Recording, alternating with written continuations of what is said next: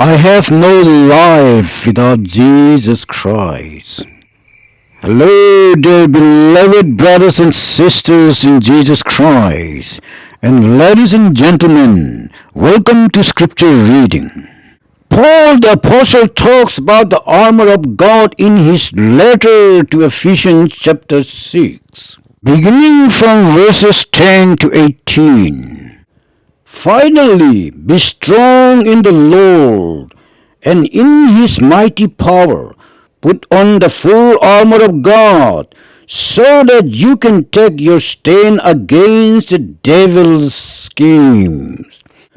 For our struggle is not against flesh and blood, but against the rulers, against the authorities, against the powers of this dark world, and against the spiritual forces of evil in the heavenly realms.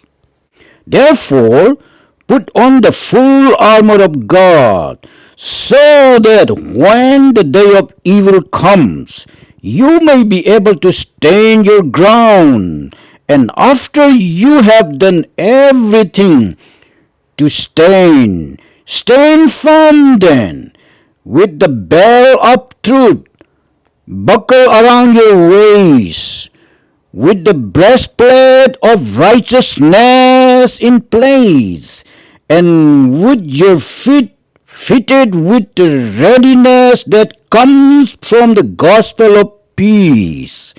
In addition to all this, take up the shield of faith, with which you can extinguish all the flaming arrows of the evil one.